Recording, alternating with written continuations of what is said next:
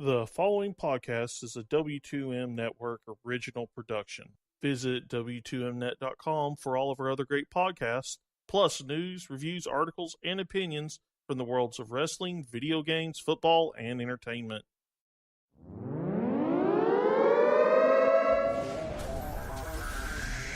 Wrestling to the Max, Monday Night Raw, review.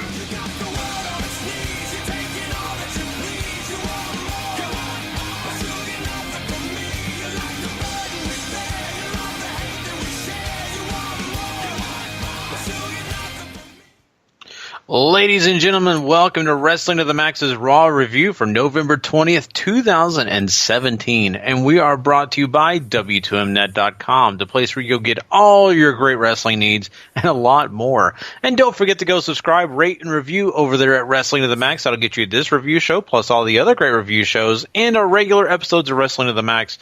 And don't forget to give some love over to 411mania.com and last word on ProWrestling.com. Both are great, amazing sites. Go check them out as well. I am Gary Vaughan, and here tonight, straight out of H-Town and back in Big D, Mr. Paul Leazar. Heyo.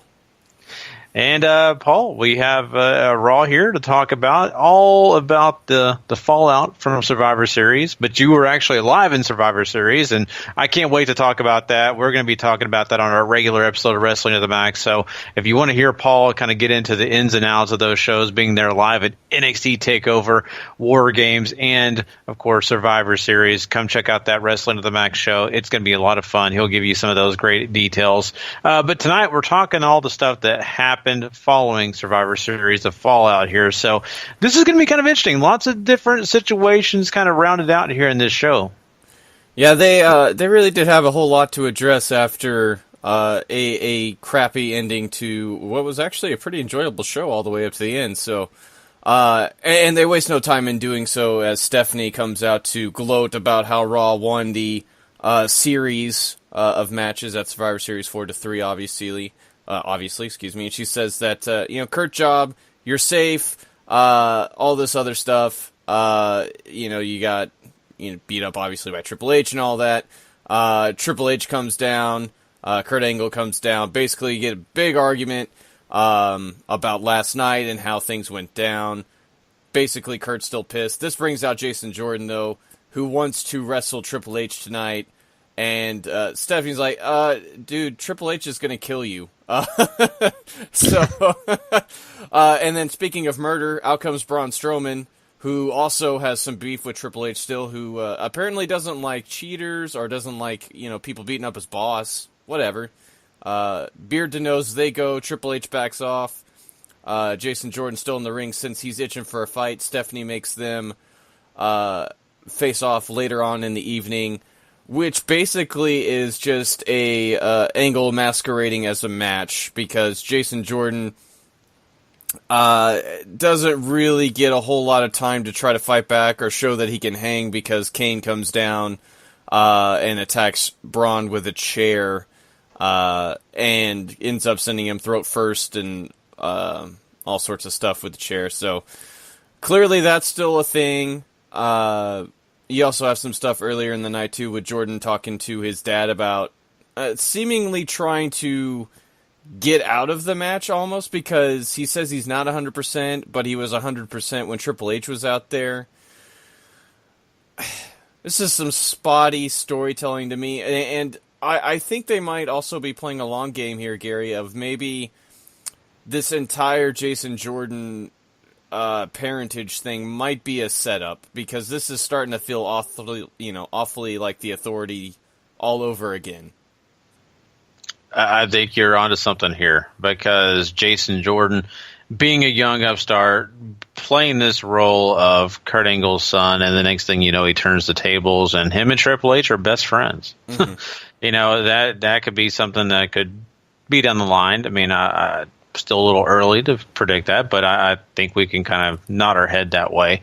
This is very spotty, like you're saying here. That's actually the perfect definition of what we're seeing. And I think about this, and I really kind of scratch my head, because, sure, there's a long game here, mm-hmm. but at the present time, it just doesn't feel good.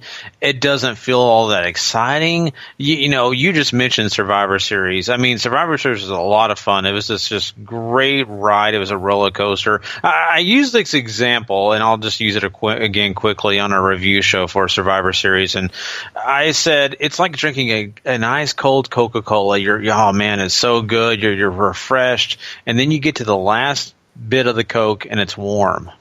Mm-hmm. And it's just, and that's what this feels. It just kind of feels warm. It doesn't feel great. It just feels a little out of place. And so that's my problem with this whole thing. It doesn't excite me. It doesn't really take me anywhere. And I'm sorry, Triple H, you're a legend. You're a guy that will be in the Hall of Fame. You're going to do all these great things. But right now at this moment, you don't inspire me to really get excited about a feud. You just don't. Right. And that's my big thing here, Paul. We've seen this happen. The Authority, there are great foes, but are we going to get excited? Not the way they're doing it. They're not doing it the right way. Braun Strowman is that perfect piece to get you excited. I can't lie. I was happy to see Braun.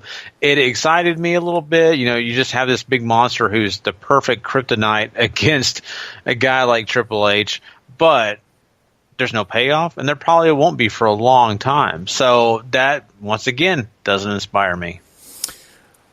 This does muddy the waters a lot. And I think a lot of the same pieces are here from the first time around the Authority was here.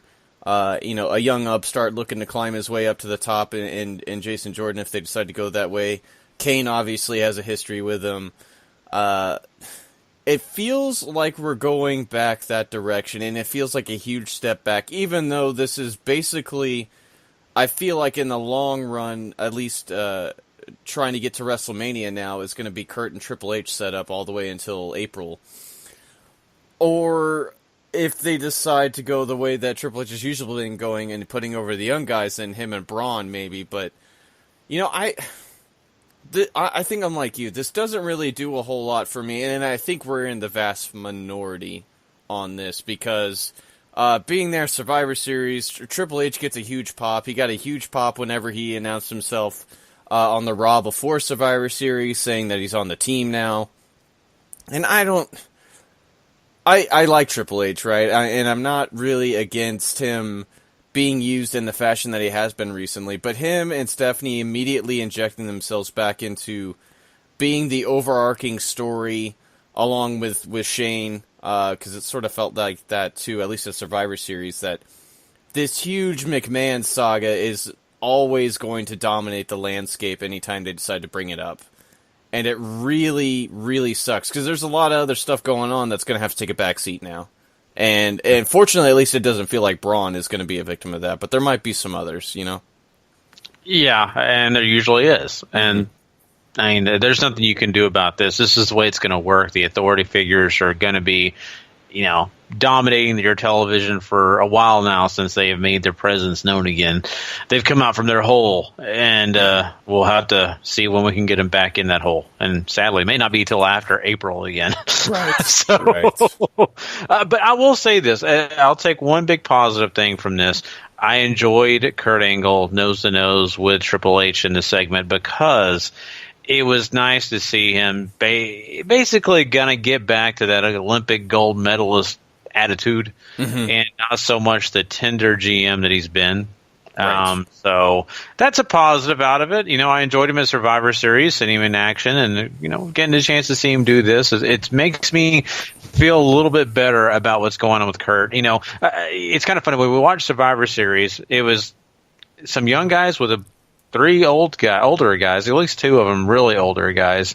And it was kind of funny to see because, these guys have been in the ring, great legends and all, but not as quick as they used to be. And that's what's kind of funny. But I'm still excited about that. And when it comes to WrestleMania, if Angle and Triple H face off, I will still be excited. I think that's going to be a fun match if that's the one that happens. Yeah, I don't want to take away from that because I think it'd be really cool. It's very evocative. It brings back a lot of those nice nostalgic memories of, the 2000 to 2004, essentially.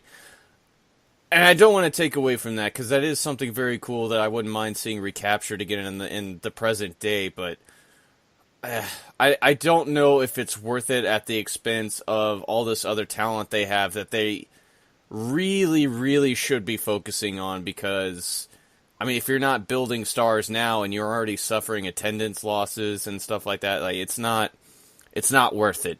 You know, as much as it sucks to say that, being a fan of these guys, it's just not worth it in the long run. Oh, yeah. I mean, you bring up a great point there. Mm-hmm. I just don't know if the company toes that line. Right. That's the problem. I think you're onto something great here, and which is something that's more youthful and something they should really think about when they grab the next generation.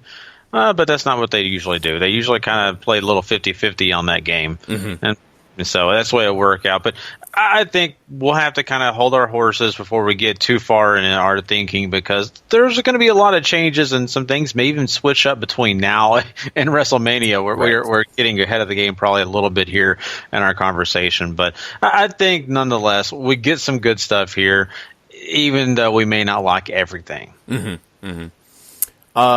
So let's just go ahead and move on, because I feel like it's a good place to leave that. Samoa Joe takes on Finn Balor next. Obviously, these two guys had some issues trying to team together in the Survivor Series match, and they've sort of been building up this feud between these two guys. And you get a good match here, about 12 minutes. Balor ends up falling victim to the Coquina Clutch, and I really like this, giving Joe the boost here, because as much as I really enjoy Finn, the wrestler, Finn, the character, is just very flat. And Joe still, I think, has all this momentum that he carried with him, and being off screen for a while makes him feel super fresh. And I really, really like the idea of Joe getting this victory here, and maybe coming out of this feud looking a lot stronger. But for Finn, it's still somebody now who's relevant. And I think that's going to work best for him, trying to get him back on the right track, too. Yeah, that's the biggest positive thing out of this. Yeah, sure, Finn Balor takes the loss, and that's kind of sucks in a way, because if you're a Finn Balor fan, you want this guy to get on a streak. It hasn't happened. But the big but is that it's against someone who is very relevant, a guy that I think me and you would agree is really kind of getting some crowd reactions, getting some momentum behind him, and I think a lot of people are really excited about seeing what Samoa Joe can do. And I think Finn Balor's not far behind. I think his performance at Survivor Series was really good. I think he did a lot for himself in that match. So coming into the night, facing off against a guy like Samoa Joe, there's no bad things when you could lose to a guy like Joe. So very happy with this match itself. I mean, they did some really good things here. I think both guys come out looking great. I really, really do. And, you know, like you said, I mean, against a guy like Samoa Joe, there's no bad things. Or, you know, it's not embarrassing at all for Finn, because it's a big-time player. Mm-hmm. Exactly. Ultimately, why I feel like Joe is probably just going to end up being the big guy that's sort of holding the gate for the main event over here on Raw. It's still, I think this is a strong feud, right, already, even though there's not a whole lot of meat on the bone yet. I think going forward, in this match, for sure, I think shows that it's going to be something you want to keep watching Raw every week for. So that's a big positive for me already in the early goings of the show. Moving on, you have Miz TV with Roman Reigns. Miz is sort of over Baron Corbin already, which I'm still pissed that he lost, but c'est la vie. The Shield comes down. Basically, we get into a big contest about how the Shield feels unstoppable after overcoming the New Day, and what was an absolutely terrific match. And Miz sort of is backhanded in his compliments of them and saying, you know, you should really thank me. I'm the reason you guys got back together.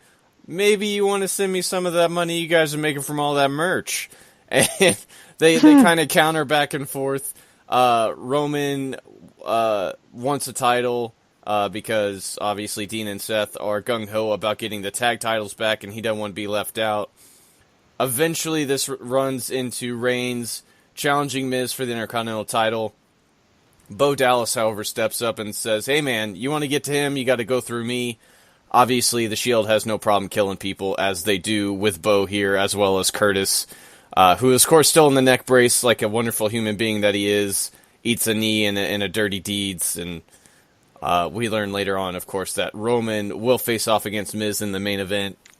And before we get to the matches, I just want to get your thoughts on this segment. I thought this was fine, right? I don't know if it was a home run or anything, but everything is still, I think, rolling along for these guys. Yeah, I would agree with that. I mean, it's kind of just that, though. It's just rolling along. I wasn't sitting on the edge of my seat or anything like that with The Miz tonight, because usually he gets some great zingers. Usually he brings up a comment or says something that kind of makes you laugh, and you just, oh, I can't believe he said that, or I really love that comment. Tonight was not really his night per se. I mean, that little thing about the merchandise for Shield was probably the best it got for me. I wasn't overly inspired by any of this either. But it got the point across. It got us set up for the matches. So, okay, there you go. And, you know, even when you have Miz later on talking to Kurt Angle, that whole thing, just to me, kind of came off as Miz being kind of not really whiny, but just kind of playing a little bit more to the sympathetic role, which you don't have sympathy for Miz. Why would you have sympathy for Miz? You know what I mean? So it just did not work for me completely. So not my favorite Miz night. It's okay. He can't have winners every night. Right. That's what it is. But yeah, I mean, I do like the idea of setting up a big match to the main event for Miz and Roman Reigns and all that. So I think they got what they needed to accomplish. It just wasn't I think my expectations. I think that's the biggest thing here, Paul. Yeah. I have really high expectations for Miz. I really do. I agree, and there might be something to this feud sort of being tired by now, because, I mean, really, the Shield and the Bar have been feuding since the end of the summer, almost, it feels like. So, and that may not be true. I might be getting my dates mixed up, but they've been at it for a while. So. It feels like it if it's not, Paul. It really does. I felt like this was 2007 till now. Yeah. But you know, it's kind of interesting too, and I want to point this out. The Mr. Raj is getting beat up a lot lately. Yeah. They have not really gotten the upper hand on anyone. It makes you really question how long that thing is going to work out, because it seems like every single week Curtis Axel finds himself in a bad situation. Same with Bo Dallas. So I have those questions in mind as I watch this every single week. Right. Yeah. Let's move on to Dean Ambrose taking on Sheamus here. Another pretty solid 12 minutes of action here as Dean ends up getting the victory with Dirty Deeds. You have some Rollins and Cesaro shenanigans on the outside, sort of distracting you a little bit here and there, but this is all basically just rolling along here to an eventual tag title rematch whenever that is going to go down. But I thought this was solid. Good work from both guys, and these guys continue to just put on good matches.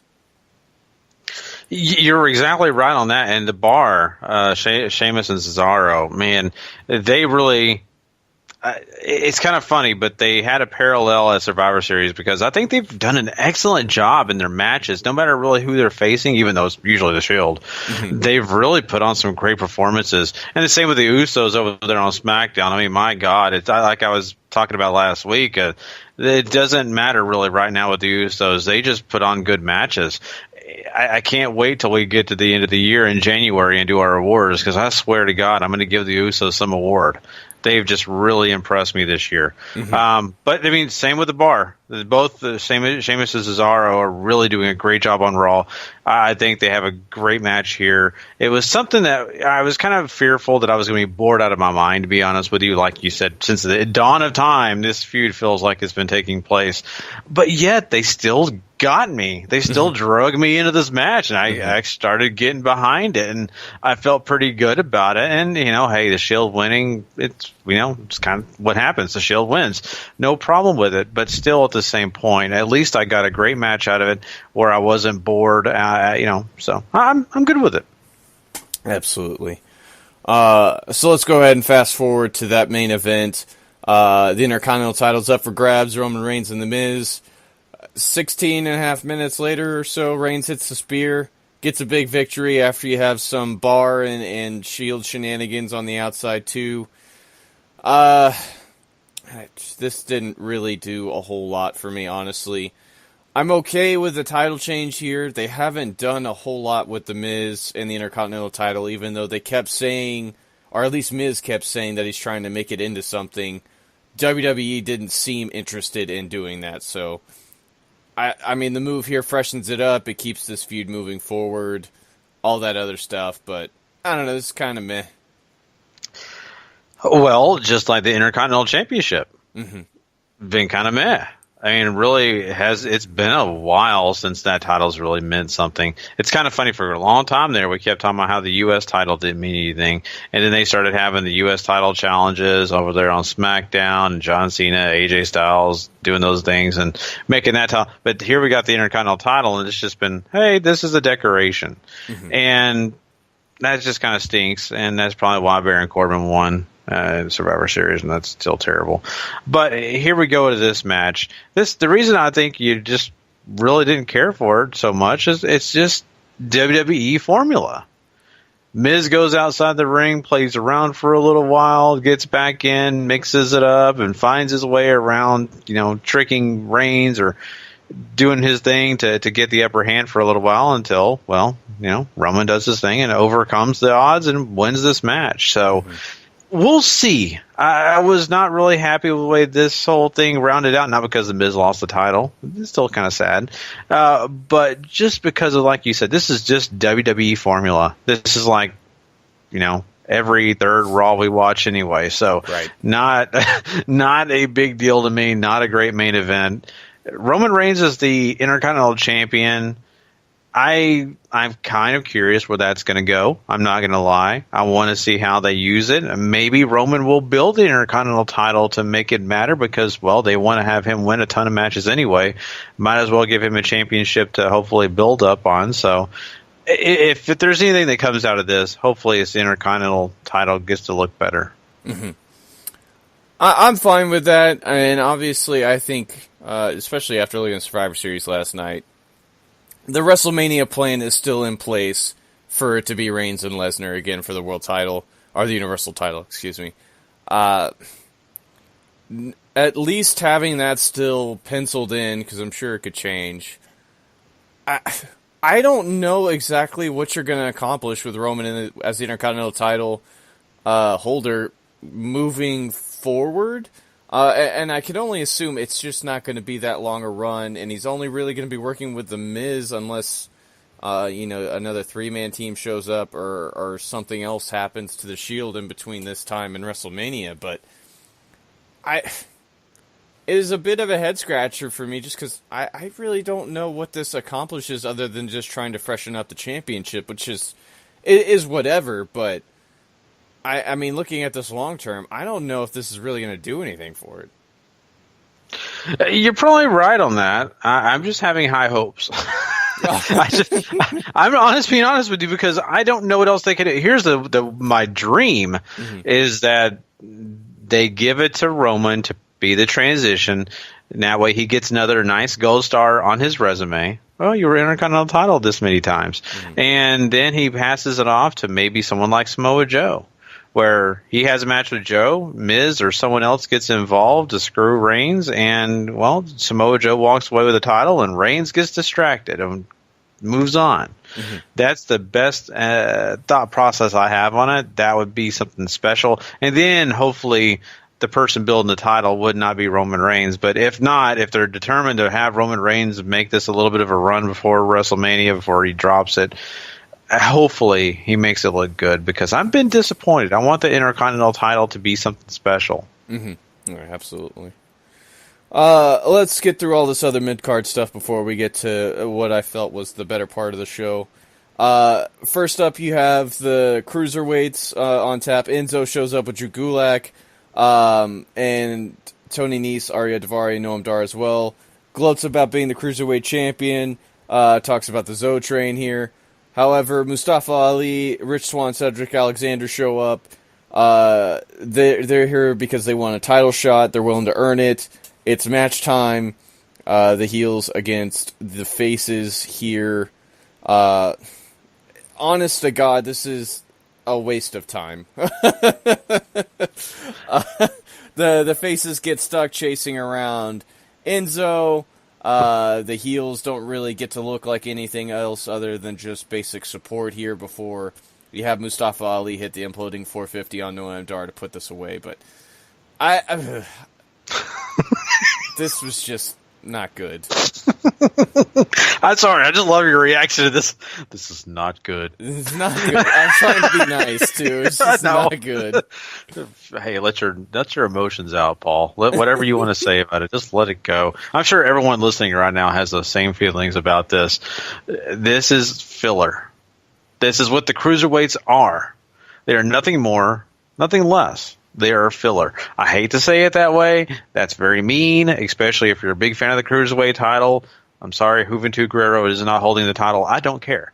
So until he is, maybe my inspiration will be back involved in this whole title hunt. Of course, I like Neville, too. I can't lie. When King Neville was taking control of that title, it was kind of fun. Mm-hmm. But right now, you're right. This is just to me, this is a filler match. It's okay. It is entertaining. I'll give them that. These cruiserweights are talented. There are several guys in this match that I really do enjoy, heel and face side. But you kind of felt like you could walk away, go get you a sandwich, and come back and not miss a whole lot. This was just kind of there. It really wasn't going to mean anything at the end of the day because, well, guess what? The cruiserweights don't have any big storylines. They don't really matter. And these whatever they call it, the Zo Train stuff, it never changes. There's nothing there. It's just a group of guys, right? And that's the problem with it. They really need to have something that progresses, not something that is very stagnant. This is very, very stagnant, which makes it stagnant on Raw, which means guys like us and probably lots of other people, even the casuals, just don't care. Right. If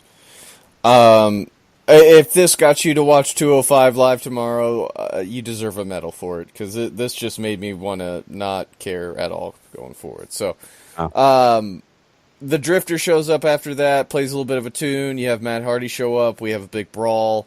Matt's arm is still all wrapped up, and he's sort of favoring it. So Matt also talks to Jason Jordan earlier in the night, too. I forgot to talk about that because Jordan's looking for tips about Braun, and Matt sort of plays mentor. So Matt Hardy's direction sort of seems to be aimless still without the broken gimmick, and two, without Jeff around to really give them I guess what they want, which is the tag team, but it's kind of whatever. I don't mind this, actually. I mean, Drifter and Matt had a little bit of a flash chemistry, I think, during the pre-show match yesterday, even though it was a total just filler thing, but it's whatever.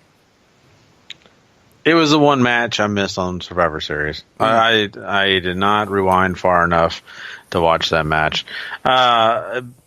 I probably, like you said, it was filler. I don't really feel like I missed too much, and you didn't. And I think this would happen on Raw kind of showed me that. Mm-hmm. I hate to say I don't care, but I just don't have a lot invested in this whole feud because, sure, I love Matt Hardy. I think he's a great guy. He's a great character, but I just don't know where they're going to go with it because it's obvious. Elias is the guy that Vince loves. He's going to put him over. So it's just going to end up where Elias finally beats down Matt and he moves on to the next soul. Mm-hmm. Mm-hmm. Whatever. And right now we still got another 30 days to wait on this broken gimmick and all that stuff. So he's just not expecting anything right now for Matt Hardy. And it's kind of a shame, but it's what you have to deal with. And I love Matt Hardy, too, for the fact that he can, do pretty good on the mic and he can hold himself pretty well. But that whole mentorship with Jason Jordan, I don't know what it was. Maybe it's because I kept waiting and biding my time for him to throw out one of the broken things, just kind of to sneak it in. He never did. It felt very rehearsed or like he was reading a script. And I was just, I honestly could have done without that. It made me kind of not want to see Matt Hardy tonight. I hate that. Mm-hmm. I mean, that's fair. I mean, I'm not going to say that was like a go home segment, but the interaction there seems to continue, and whether that's going to be something to pay attention to or not going forward is sort of up in the air. But It's not like it's the worst thing on this show, you know? No, it's not the worst thing. But okay, look, I'm looking way too much of the Matt Hardy stuff. I'm sorry. But I'm just saying it just made me lackluster on Matt Hardy even more. Yeah. If I'll say it that way, right? I mean, once I had some hope, now it's like, don't even have any hope. He's just here. I wasn't attacking you for it. I was just trying to put a bow on it. Like, at least this wasn't the worst thing on the show. You should attack me, though. You should attack me on this. Completely attack me. I'm taking 10 minutes to say something that takes 2. It's all right. It's what we do. I know. So let's finally get to the ladies. First up, Asuka murders Dana Brooke. This was wonderful. Yay. Everything it should have been. I loved Asuka during Survivor Series. The Soul Survivor bit, while predictable, was absolutely the right move. Asuka continue to looking great is good things for Raw. I bet you were smiling just overall just thinking about this because Asuka came out of Survivor Series and right into Raw and looked strong as ever. This is the Asuka we know from NXT. Right. This is her. We finally got this, even though it was at this cause of having Emma fired, whatever. It's great to see this. I think they did a good job. And it's a squash match. Essentially, yeah. But at least Dana Brooke got a chance to talk and explain herself, and I appreciated that. That matters. That means something. It wasn't just, hey, here's somebody to face. 1, 2, 3, you win, go home. They actually gave us a reason to care about why Dana Brooke's even doing this. So good stuff. Right. Excuse me. Alexa Bliss shows up later on in the show. Talks about how she's sick and tired of people saying she came up short of Survivor Series. Basically calls Charlotte's win a fluke because she only had 5 days to prepare. This has been her year. She's been the best. She's still the goddess. All these other things. Revolving door segment time, though, because here comes all the challengers. Mickie James still isn't done with her. Bayley wants a chance to regain her title that she lost earlier in the year. Alicia Fox captained the Survivor Series team to victory, apparently, even though she was by far the worst person on that show. And Sasha Banks is Sasha Banks and wants the title too. Kurt Angle comes out, 4-way. This, however, is basically all a show because here comes Paige roaring back in. The crowd eats this up with a spoon. However, Paige is not alone, Gary. She's got Sonya Deville, she's got Mandy Rose as her backup, and they run in and just wreck shop. Backstage too, Alexa Bliss shows up and is like, hey, you did good out there, and then tries to do her usual making nice with the bigger heels here. They're not here for that. They beat the crap out of Alexa too. I mean, what are your thoughts on all this, Gary? I thought this was really cool.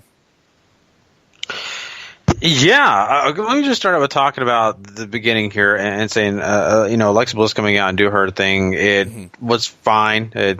Usual good stuff. I didn't have any hatred or anything bad to say really about the promo. I was really honestly kind of hoping they would dip back into that whole thing where it was, where we could possibly see Mickie James back in a feud with Alexa Bliss to get the title. And I was kind of hoping she would eventually get the title, but that's not what happened here. We got that boring revolving door that I hate so much. I don't care. Sure, some of the entrance music is fun, blah, blah. I just did not care at all. So thank you, Paige, for ruining their day. That was the best thing. I was pretty happy about it. I follow Paige. I think she's fine and does a great job for what she's worth. I may not be the giant Paige fan that a lot of other people are, but this was a nice fresh breath there, right? Something new, something we haven't seen in a long, long time. So I think that works for us. I think Paige bringing friends was great. I don't know what to say about the friends she brought, to be honest with you, Paul. We never see Mandy Rose on NXT television. You never do. I don't even know the last time we saw Sonya Deville. Hey, a reputable person, someone I think could kind of fit the bill of being a sidekick with Paige, but at the same point, I thought they were building her up on NXT, so that's something else to kind of think about. But here we are. I wonder what they're going to be called. That's my thing. What are they going to be called? I want to know the faction name, and I think it's going to be cool to kind of see a faction of ladies where we haven't seen that in a while. That's something to kind of to add this division that would be, I guess you'd say their own way of being the undisputed era for the women over here. Right. With some names we haven't seen, kind of like they did in NXT with the Red Dragon. So I think this is cool. I think it's going to be a lot of fun. This was probably the best thing I saw on the entire night for Raw, if you ask me. I agree with you entirely. This is certainly the thing I think the live audience cared about the most as well, because they just absolutely exploded when Paige's music hit and hung on her every word, even though there were very few. They just picked up on everything she was laying down, and there's a couple of topics I wanted to get into about this, but I mean, you already mentioned one, which was Mandy Rose and Sonya Deville being the choices here. And you're right about Mandy. We haven't seen a whole lot of her on NXT. I, too, am struggling to remember the last time we really saw her. Actually, I think she was in that Battle Royal for the trying to find that last spot for the NXT Women's Title match at the TakeOver Special this last Saturday. Sonya's a head-scratcher. And this is something we've seen WWE do before, too, so maybe it's not so much a head-scratcher, but Sonya is still somebody who I feel like is very rough around the edges and really could have used some more time in NXT to either, one, hone the gimmick, or two, just really get polished up some more. Because I haven't seen anything from her that makes me see what WWE sees. Because clearly they think she's going to be a big star and all these other things. And then I'm almost wondering if maybe they brought them up because they don't have anything for them to do in NXT, and they like both of them, and they want to see what they can get out of them here on the main roster. Sort of like what happened with Alexa, who I think was in the same situation where I think she could have used more time in NXT to polish up her skills, but clearly she had the leg up on both in that she had the gimmick and the mannerisms and the promo ability to really, I think, carry herself forward. I don't know if that's so much in the case here, but that's obviously not important with Paige at the helm. So all that aside, I'm interested to see what they're going to do with this. To me, however, now this feels like a very, very overcrowded picture almost, because now you have the Paige faction, you have Asuka running the show as she's killing everybody, and then now you have sort of Alexa caught in the middle of a lot of big, tide-changing factions here. Plus, Nia's still around here somewhere. Do you think maybe some of these, like there's maybe a trade and like Nia ends up on SmackDown or something like that? Or is there call-ups coming up there? Like, suddenly this got it's a packed kitchen now. Mm-hmm. You're very right about that. That's, everything you just mentioned makes me think, this is a great time, because now they can actually have two matches on Monday Night Raw for the ladies that actually mean something. Mm-hmm. That they're not just, hey, we're going to give you just to throw in a match, and then we're going to give you an actual match that has a storyline for the women's division. Right? That's usually the way it is. They just throw in one just to kind of say we had to. Now, if they really wanted to, they could throw two important storylines from that division inside of Raw and really run with it. And, hey, you actually have quality, and it's more quality for the entire 3-hour show.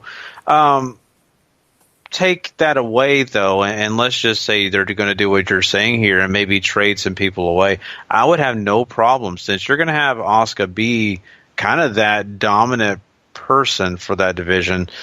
You should probably consider maybe getting Nia over to SmackDown and maybe have her kind of run the show there, because really they don't have that on SmackDown. So this is a great opportunity for her to kind of help them. And not only that, if they ever wanted a faction, her and Tamina could team up and just run the roost and take control of things. I think that would be something super special.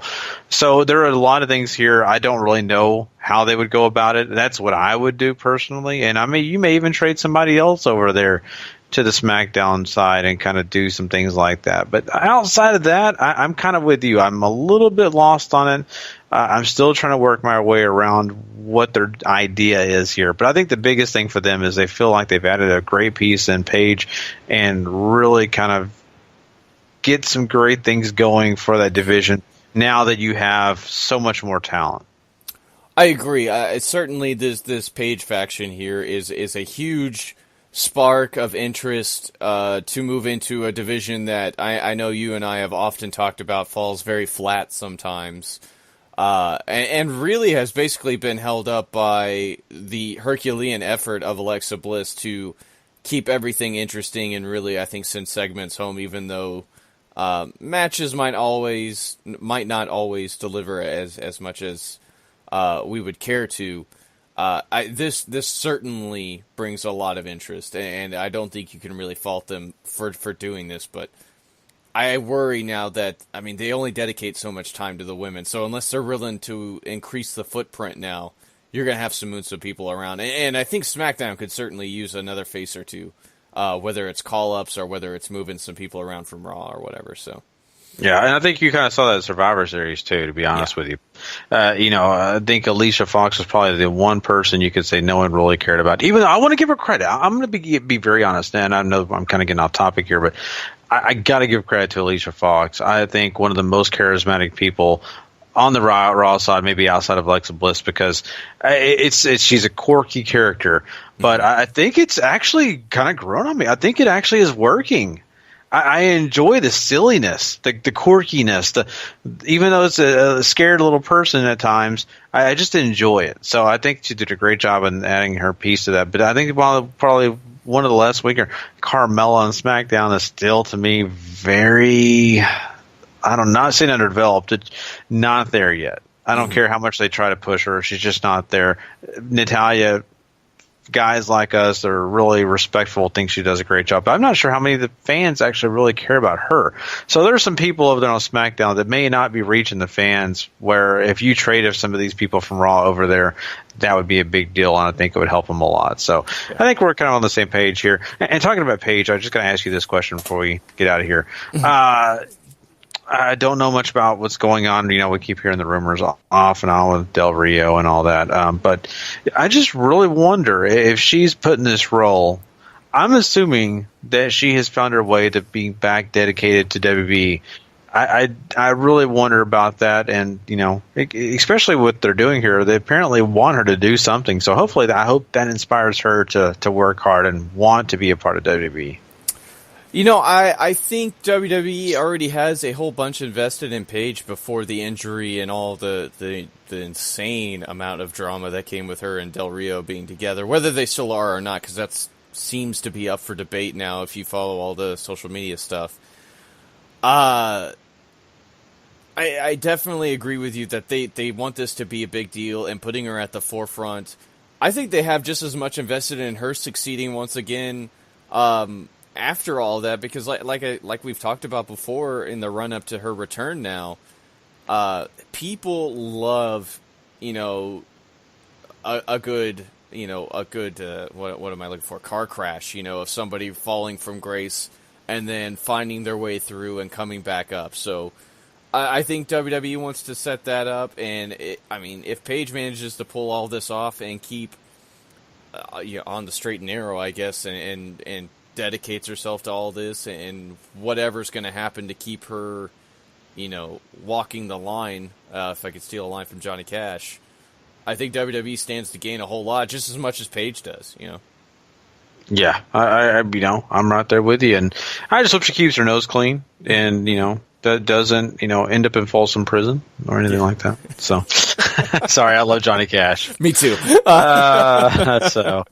But I want all the best for her, and I'm really happy to see that she seems like she's got something going here. And like I said, if we get her going in the right direction and she stays on that path, it's gonna be good things for WWE and good things for her too. So absolutely. So with that being said, Gary, we just got to rate this bad boy. What you gonna give it? This Raw was a situation of some highlights and a lot of just kind of stuff that was there, if you ask me personally. Mm-hmm. I think we kind of found ourselves with a really fun match, or not really fun, but a fun situation. We just got through talking about the women's division. I think that all ended up being really fun. It wasn't really about the match. The match was fine, but it was more about the extracurriculars, about this new faction with Paige. I think that was a huge highlight. I think with the Ambrose and Rollins, tag match with the Bar, that was another big highlight for me that I think that they really did a great job. But there was so much here that was just kind of felt a little flat. That was just kind of there. Just kind of, like I said, fallout from Survivor Series. So I am going to go with, I think I'm going to give it a 6. I just think they did enough to kind of make you okay with the show, but I just was not overly impressed. I think you and I are on the same wavelength here. I'm giving it a 6 too. There's a lot to like on this show, and I don't want to take away from that. You have Finn and Joe having a good match. Dean and Sheamus have a good match. I think the women's division was the huge highlight of this episode, and the reason you should watch it, because I think all the segments between them were good to great, and I just, you have some mid-card stuff that I think really takes away. The Cruiserweight division segments were just awful this week, and that really sucks to say, because I'm a huge fan of a lot of the guys in there, but it just wasn't much of anything. I like Braun a lot. I'm still not all that invested in him and Kane. And, of course, bringing around the Authority again is, I think, going to make a lot of people roll their eyes and sort of go, ugh, again. So I think there's some stuff on here that takes away from what could have been a very enjoyable Raw. Yeah, that's going to do it. Yeah, and I agree with you on those assessments, and I just want to say this before we get out of here. Hey, Kane, go find something else to, be a part of when it comes to politics. Go run for Senate or something. I just think that works better. Please. So, I just don't like that whole thing with him and Braun. It just kind of bores me to death. But yeah, well, there you go. That is Monday Night Raw from us, and we appreciate you all for joining us. We had a lot of fun here, and we hopefully can get an opportunity next week to talk about some more great things for Monday Night Raw, and hopefully it's a lot better rating. I'm really hoping for that. So, oh, and by the way, I didn't gloat on this, but sorry, Harry and Liz, our team won. Just throw that, kind of rub that in a little bit over there. So y'all think about that tomorrow.